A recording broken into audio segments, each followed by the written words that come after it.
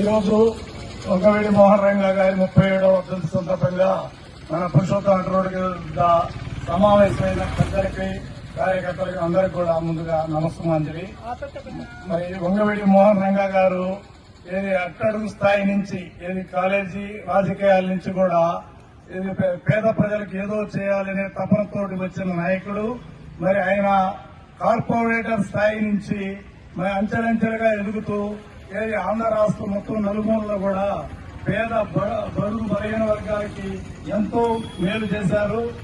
సహజంగా స్వాతంత్రం రాకముందు మహాత్మా గాంధీ, మన ఆఫ్రికా ఖండంలో నెల్సన్ మండేలా వాళ్ళు ఏ రకంగా చైతన్యాన్ని నింపారో అలా అందరి ప్రజలలో ఏది రాజకీయ చైతన్యాన్ని రగిల్చిన ఏకైక నాయకుడు వంగవీటి మోహన్ రంగా.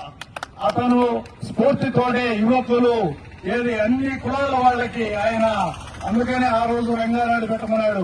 కాపులు అన్ని కులాలు ఆయనకి కావాలి.